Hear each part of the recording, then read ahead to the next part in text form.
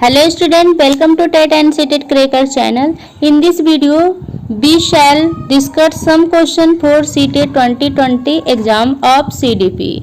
Right? देखिए 47 number question है, कोहल वर्ग के अनुसार सही और गलत के प्रश्न के बारे में निर्णय लेने में शामिल चिंतन प्रक्रिया को कहा जाता है। ये क्वेश्चन जो है सीटेट 2012 में पेपर सेकेंड में आया हुआ है। ठीक है, इसका फर्स्ट ऑप्शन है सहयोग की नैतिकता, सेकेंड है नैतिक तर्कना, थर्ड है नैतिक यथार्थवाद और फोर्थ है नैतिक दुविधा। ठीक ना, देखिए जो पहला ऑप्शन है सहयोग की नैतिकता, हमें क्वेश्चन में पूछा है कि कोहल वर्ग के अकॉर्डिंग सही और गलत के प्रश्न के बारे में निर्णय लेने में शामिल चिंतन प्रक्रिया को कहा जाता है। ठीक ना, तो कोहल वर्ग के बारे में जो मोरल डेवलपमेंट के बारे में, जो नैतिक विकास के बारे में जो इन्होंने थ्योरी दिया है, तो उस थ्योरी के अकॉर्डिंग सही और गलत के बारे में निर्णय लेने में जो शामिल हमारा चिंतन प्रक्रिया है उसको क्या कहा जाता है। ठीक ना, ऑप्शन फर्स्ट है सहयोग की नैतिकता। नहीं, सहयोग की नैतिकता ये नहीं है, ये तो हमें निर्णय लेना है कि क्या सही है और क्या गलत है। ठीक ना, तो ये सहयोग की नैतिकता नहीं हुई, यहाँ सहयोग की बात नहीं है, यहाँ तो निर्णय लेने की बात है। सेकेंड है नैतिक तर्कना यानी मोरल लॉजिक। ठीक है, तो यहाँ मोरल लॉजिक जो है वो सही ऑप्शन है, क्योंकि हमें गलत और सही का निर्णय लेना है, डिसीजन लेना है अपने चिंतन प्रक्रिया में जो शामिल होता है उसे हम लॉजिक ये मोरल लॉजिक कहते हैं उसे। ठीक है, थर्ड है नैतिक यथार्थवाद, ये नैतिक यथार्थवाद इससे कुछ लेना देना यहाँ नहीं है। फोर्थ है नैतिक दुविधा यानी मोरल डायलेमा। ठीक ना, तो मोरल डायलेमा यहाँ सही और गलत जो है निर्णय लेने की जो प्रक्रिया है ये अभी डायलेमा में नहीं है, ये सिर्फ तर्क लगाया जा रहा कि ये चीज़ सही होगा कि गलत होगा। ठीक है, डायलेमा में जब कब आदमी फंसता है, जब वो चीज़ उसके हित में सही है लेकिन कुछ दिन के बाद जो है गलत है, उसका परिणाम गलत होता है, तब वो आदमी जो है डायलेमा में फंस जाता है। तो यहाँ वैसी बात नहीं है, ये डिसीजन लेने का जो है प्रक्रिया से संबंधित है, इसलिए इसका जो सही ऑप्शन होगा वो नैतिक तर्कना होगा। दैट मीन्स मोरल लॉजिक लगाना है। ठीक ना, नेक्स्ट क्वेश्चन है 48 नंबर क्वेश्चन है, निम्नलिखित में से कौन सा मुख्य रूप से आनुवांशिकता से संबंधी कारक है। ठीक ना, तो आनुवांशिकता से संबंधी कारक कौन है?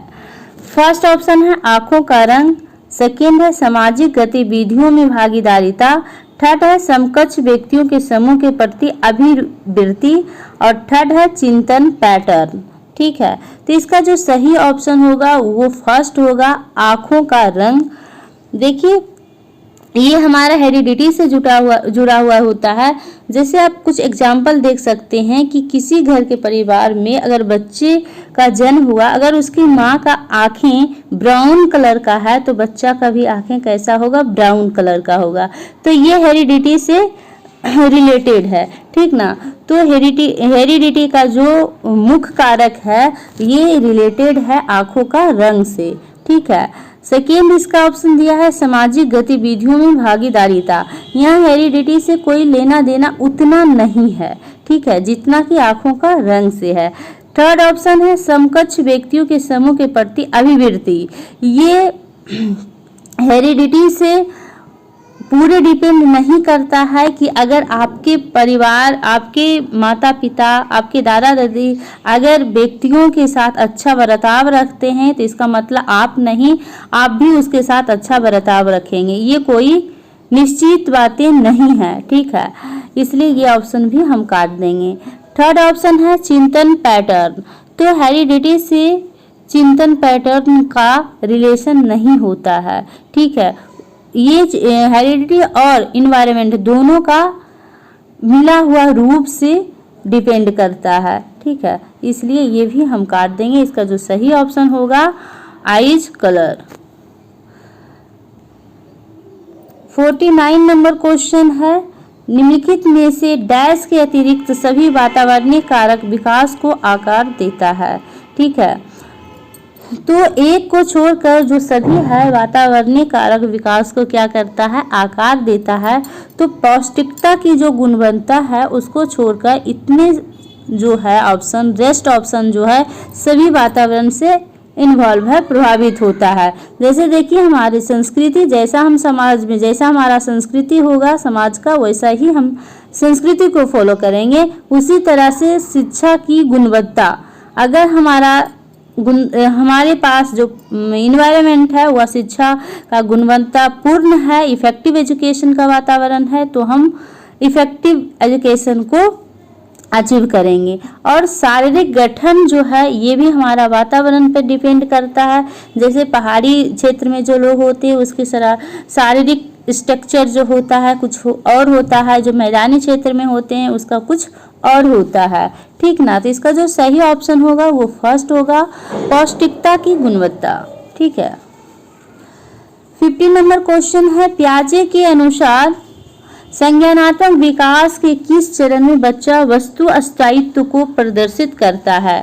ठीक है, ये क्वेश्चन बहुत ही पॉपुलर है और यहाँ से पियाजे की थ्योरी से हर एग्जाम में क्वेश्चन पूछे जाते हैं। और ये क्वेश्चन प्रीवियस ईयर का है, सीटेट 2020 पेपर 2 का। ठीक ना, फर्स्ट ऑप्शन इसका दिया है मूर्त संक्रियात्मक चरण, सेकेंड है औपचारिक संक्रियात्मक चरण, और सी है संवेदिक चरण, डी है पूर्व संक्रियात्मक चरण। ठीक है, हमें क्वेश्चन में पूछा गया है ऑब्जेक्ट परमानेंट की बात, तो पियाजे के अकॉर्डिंग किस अवस्था में ऑब्जेक्ट परमानेंट होती है। ये है संवेदिक प्रेरक अवस्था जो पियाजे के फर्स्ट अवस्था है। ठीक है, इसमें बच्चों को वस्तु स्थायित्व होता है। डैट मीन्स उसके 2 वर्ष के लास्ट तक उसके पास अगर कोई वस्तु, उसके पास जो कोई खिलौना है, अगर आप उसके पास से हटा लेंगे तो वो फिर बाद में उसको खोजेगा, वो भूलेगा नहीं। इसी को कहा जाता है वस्तु स्थायित्व। ठीक है, नेक्स्ट क्वेश्चन 51 नंबर क्वेश्चन है, बच्चे द्वारा संकल्पना निर्माण के संबंध में निम्नलिखित में से कौन सा कथन सही है। फर्स्ट ऑप्शन है संकल्पनाएं संवेगात्मक रूप से सुव्यवस्थित होती है। सेकेंड है संकल्पना विकास की एक निश्चित संरचनात्मक व्यवस्था होती है। थर्ड है संकल्पनाओं की प्रवृत्ति पदानुक्रमिक नहीं होती है। थर्ड है संकल्पना व्यक्तिक नहीं होती है। ठीक है, देखिए संकल्पना से यहाँ मतलब है आपका सोचने समझने की क्षमता। ठीक है, तो फर्स्ट ऑप्शन में दिया है संकल्पनाएं जो है संवेगात्मक रूप से सुव्यवस्थित होती है, ऐसी कोई बात नहीं है। ठीक ना, ये सुव्यवस्थित नहीं होती है। सेकेंड है संकल्पना विकास की एक निश्चित संरचनात्मक व्यवस्था होती है। हाँ, संकल्पना जो है विकास की एक निश्चित जो है संरचनात्मक व्यवस्था होता है। जैसे जैसे आप बड़ा होते जाते हैं आपका सोचने समझने का जो क्षमता है अधिक होते जाता है। एज के अनुसार, स्टेज के अनुसार आपका जो विचार करने का, सोचने का, लॉजिक लगाने का जो क्षमता होता है वो अलग अलग होता है। ठीक है, तो ये बी ऑप्शन सही है। सी ऑप्शन है संकल्पनाओं की प्रकृति जो है पदानुक्रमिक नहीं होती है। नहीं, ऐसी बात नहीं है कि हम कोई चीज के बारे में पदानुक्रमिक तरह से नहीं सोच सकते हैं। जैसे मान लीजिए कि कोई भी एग्जाम्पल के थ्रू हम इसको समझ सकते हैं कि मान लीजिए कि आपको 9+2 कहा गया है, 9+2 = 11। ओके, अब हम 2+ अगर 9 कर दे तो क्या 11 नहीं होगा? होगा। तो ये जो है संकल्पनाओं की जो प्रकृति है ये पदानुक्रमिक नहीं होती, ऐसी बात नहीं है, ये होती है। हम कोई भी चीज को कई तरह से समझ सकते हैं। ठीक है, फोर्थ है संकल्पनाएं जो है व्यक्तिगत नहीं होती है। ये भी ऑप्शन हम काट देंगे क्योंकि संकल्पनाएं जो है हमारा सोचने समझने की जो क्षमता है वो व्यक्तिगत होता है। हमें अनेक प्रकार से अपने व्यक्तिगत रूप से सोचते हैं, कोई चीज को हम अपने तरह से सोचते हैं, है ना। तो इस तरह से इसका जो सही ऑप्शन है वो बी है।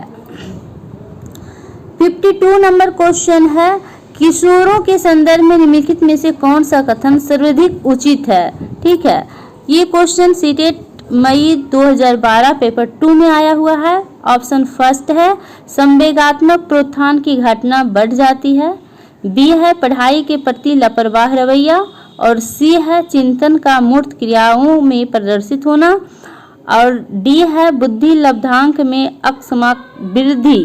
ठीक है, तो इस किशोर की अगर बात हम करें, किशोरावस्था से अगर हम बात करें तो किशोरावस्था का जो सर्वाधिक उचित बातें हैं वो है उसका इमोशन में इंक्रीजिंग होना।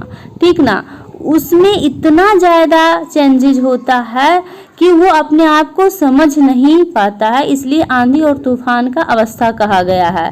ठीक है, सेकेंड ऑप्शन हम इसलिए काटेंगे कि ये पढ़ने के प्रति लापरवाह रवैया नहीं होता है। किशोर जो होता है वो अपने पढ़ाई को गहराई से लेता है, ठीक ना, गंभीर होता है।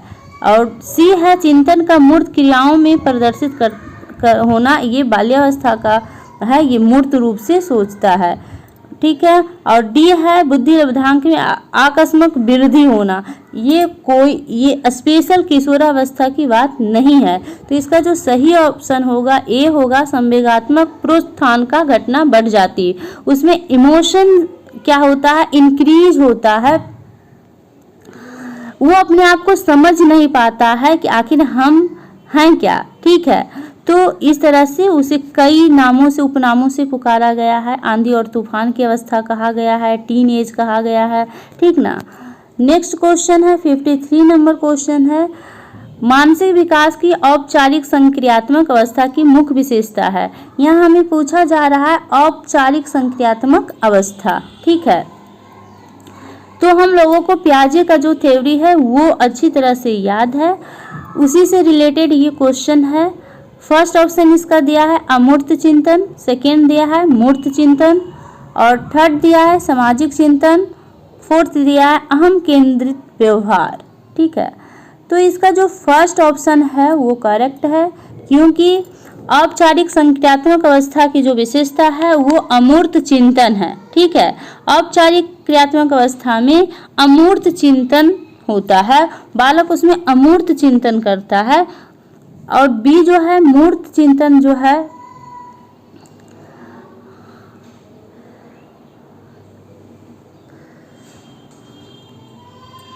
इस तरह से इसका जो सही ऑप्शन है वो क्या है, ए है अमूर्त चिंतन। ठीक ना, मूर्त चिंतन की अगर हम बात करें तो ये पियाजे का थर्ड स्टेज है, इसमें बच्चे जो है कोई चीज़ को मूर्त चिंतन करता है, इसमें वो ऑब्जेक्ट को देख करके तर्क लगाता है। ठीक है, और सी है सामाजिक चिंतन। सामाजिक चिंतन जो है औपचारिक संक्रियात्मक व्यवस्था की विशेषता नहीं है, ये समाज से रिलेटेड है। अहम केंद्रित व्यवहार इससे भी लेना देना नहीं है। ठीक ना, 54 नंबर क्वेश्चन है, बच्चों में नैतिक मूल्यों की विकसित करने का सर्वाधिक उचित तरीका क्या है। देखिए क्वेश्चन ही बहुत ही इम्पोर्टेंट है, हम सब के लाइफ से जुड़ा हुआ है। वैसे सीडीपी जो पार्ट होता है वो हमारा लाइफ से ही जुड़ा हुआ रहता है। आप बहुत ऐसे चीज़ देखेंगे जो कि आपके डेली दिनचर्या में होता हुआ दिखेगा। ठीक ना, तो यहाँ कह रहा है कि नैतिक मूल्यों को अगर आप विकसित करना चाहते हैं तो उसके लिए सर्वाधिक उचित तरीका क्या हो सकता है। ठीक ना, फर्स्ट ऑप्शन दिया हुआ है प्रातःकालीन सभा में बच्चों की नैतिक उपदेश देना, बी है विद्यार्थियों के सामने एक स्थिति रखना और उस पर निर्णय लेने के लिए कहना, सी है शिक्षकों एवं बड़ों द्वारा नैतिक मूल्यों को प्रदर्शित करना, डी है विद्यार्थियों को नैतिकता और अनैतिकता के बीच अंतर करना सिखाना। अगर हम सबसे सही और सबसे उचित ऑप्शन की बात करें तो यहाँ जो सबसे उचित ऑप्शन है वो होगा सी। ठीक है, फर्स्ट ऑप्शन हम क्यों काटेंगे, क्योंकि प्रातःकालीन सभा में बच्चों को नैतिकता का उपदेश सिर्फ देने से बच्चे नैतिक चीज़ों को एक्सेप्ट नहीं करेगा, अपने जीवन में वो आत्मसात नहीं करेगा। सिर्फ ना उपदेश होता है। ठीक है, जब तक आप बच्चों के आसपास वैसा इन्वायरमेंट नहीं बनाएंगे तब तक वो अपने आप को उस चीज़ में इन्वॉल्व नहीं करेगा, ठीक है। और बच्चा क्या करता है, अनुकरण से सीखता है। वो बहुत चीज़ों को पढ़ने से ज़्यादा वो है देख करके सीखता है, अपने साथियों से सीखता है, अपने आसपास के चीज़ों को देखकर सीखता है, ठीक है। तो यहाँ सिर्फ उपदेश देने से नहीं होगा। बी क्या है, विद्यार्थियों के सामने एक परिस्थिति रखना और उस पर निर्णय लेने के लिए कहना। परिस्थिति आप रखेंगे, वो निर्णय लेगा, उस पर डिसीजन लेगा, तो ये तो फिर ये हो गया, क्या हो गया, सिर्फ आप उसको किताबी कीड़ा बना रहे हैं, ठीक ना। तो उतना ये इफ़ेक्टिव नहीं होगा। सी इसलिए सही है क्योंकि यहाँ शिक्षकों और बड़ों दोनों नैतिक मूल्यों को प्रदर्शित करना, ये अपने ऊपर वो नैतिक मूल्यों को क्या करता है, प्रदर्शित करता है बालकों के बीच। तो बालक क्या करता है, उससे अनुकरण करता है, उससे सीखता है, ठीक ना। तो ये ज़्यादा इफ़ेक्टिव होगा, ठीक है। डी ऑप्शन इसलिए काटा जाएगा क्योंकि विद्यार्थियों को नैतिकता और अनैतिकता के बीच अंतर करना सिखाना, सिर्फ अंतर करने सिखाने से कुछ नहीं होगा। ये बच्चे जो है सीख कर ही रह जाएंगे, ये आत्मसात नहीं कर पाएंगे, ठीक ना। 55 नंबर क्वेश्चन है, निम्नलिखित में से कौन सा चिंतन की प्रक्रिया में सबसे कम महत्वपूर्ण है। तो अगर हम चिंतन की प्रक्रिया की बात करें तो सबसे कम महत्वपूर्ण कौन होगा। देखिए, फर्स्ट है तर्कना यानी लॉजिक लगाना, सेकेंड है समस्या प्रॉब्लम, और सी है सामान्यीकरण जनरलाइजेशन, और डी है स्मृति यानी मेमोरी से संबंधित, है ना। तो सबसे अगर कम महत्वपूर्ण की बात हमें करना है तो सबसे जो चिंतन प्रक्रिया में जो सबसे कम महत्वपूर्ण है वो है स्मृति। कोई चीज़ को हम सिर्फ याद कर लेंगे, रट्टा मार लेंगे, वो उतना महत्वपूर्ण नहीं होगा जितना कि हम उसको लॉजिक लगाकर समझेंगे, समस्या समाधान के थ्रू समझेंगे, ठीक है। तो यहाँ सबसे कम महत्वपूर्ण पूछा गया है, इसलिए इसका जो सही ऑप्शन होगा स्मृति होगा, मेमोरी होगा, ठीक ना। 56 नंबर क्वेश्चन है, व्यक्तित्व विकास में एक महत्वपूर्ण भूमिका का निर्वाह करता है। फर्स्ट ऑप्शन है अनुवांशिकता हेरिडिटी, बी है वातावरण इन्वायरमेंट, और सी है अनुवांशिकता और वातावरण का मिश्रण, डी है परीक्षाओं की संख्या। फर्स्ट ऑप्शन है अनुवांशिकता। व्यक्तित्व विकास जो है सिर्फ और सिर्फ हेरिडिटी पे डिपेंड नहीं करता है, ठीक है। बी है वातावरण, व्यक्तित्व विकास अनुवांशिकता और वातावरण दोनों पे डिपेंड करता है। ये दोनों को क्या है, दोनों का योगफल है। हमारा जो व्यक्तित्व है वो वातावरण और अनुवांशिकता दोनों का योगफल है। ये दोनों अगर ठीक है, दोनों इक्वल है, बैलेंस में है, तो हमारा व्यक्तित्व विकास बहुत अच्छा होगा, ठीक ना, इफेक्टिव होगा। और डी ऑप्शन इसलिए हम काटेंगे क्योंकि अधिक अगर परीक्षा लिया जाए तो उससे क्या हो जाएगा, हमारा व्यक्तित्व विकास हो जाएगा, नहीं, ये कभी नहीं हो सकता है, ठीक ना। तो इसका जो सही ऑप्शन होगा वो सी होगा। देखिए 57 नंबर क्वेश्चन है, कोहलबर्ग के अनुसार सही और गलत के बारे में बच्चे डैश चिंतन करते हैं, ठीक है। ऑप्शन ए है अलग आयु में अलग तरीके से, बी है अलग चरणों में समान रूप से, सी है संदर्भ के अनुसार, और डी है अभिभावकों द्वारा प्रदत्त निर्देशों के अनुसार।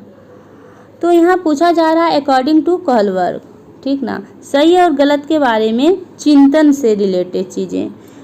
फर्स्ट ऑप्शन अलग आयु में अलग तरीके से, ये सही है कि बच्चे अलग अलग आयु में उसका जो चिंतन करने का जो प्रक्रिया होता है, चिंतन करने का जो कैपेसिटी होता है वो अलग अलग होता है, ठीक ना।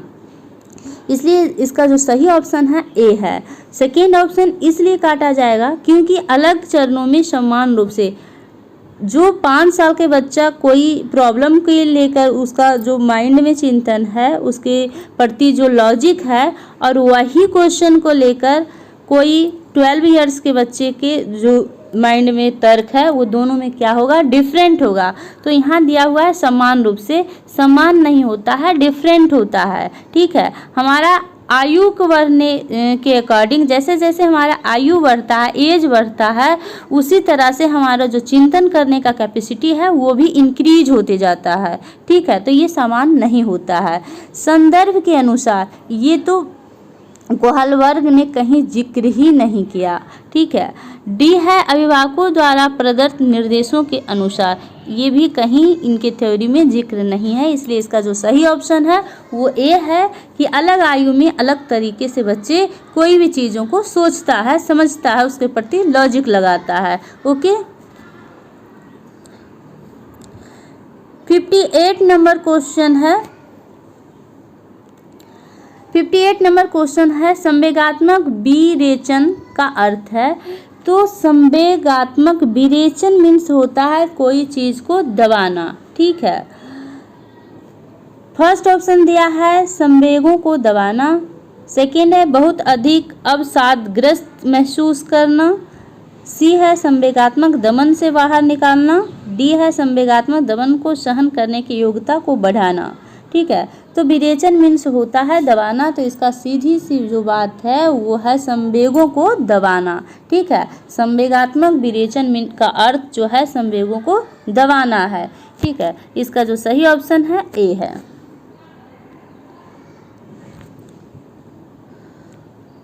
$59 नंबर क्वेश्चन है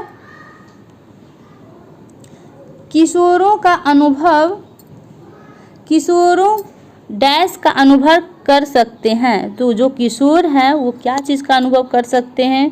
फर्स्ट ऑप्शन है आत्मसिद्धि के भाव, सेकेंड है जीवन के बारे में परितृप्ति के भाव, और सी है दुश्चिंता और स्वयं से सरोकार, डी है बचपन में किए गए अपराधों के प्रति डर के भाव। तो किशोर जो होते हैं वो अपने आप को सरोकार समझते हैं, वो अपने आप को श्रेष्ठ समझते हैं, इसलिए इसका जो अनुभव वो कर सकते हैं। इसका जो सही ऑप्शन होगा सी होगा। दुश्चिंता और स्वयं से सरोकार की भावना उनमें डेवलप होता है, वो ऐसा सोचते हैं। ठीक है। इस तरह से आज हमने 59 नंबर क्वेश्चन तक डिस्कस कर चुके हैं और इसके नेक्स्ट वीडियो में हम लोग नेक्स्ट क्वेश्चन को सॉल्व करेंगे। आई होप ये वीडियो आपको पसंद आया होगा। अगर वीडियो पसंद आया तो लाइक शेयर एंड सब्सक्राइब कीजिए। अगर कोई सजेशन देना है तो कमेंट सेक्शन में आप ज़रूर टाइप कीजिए। Thank you.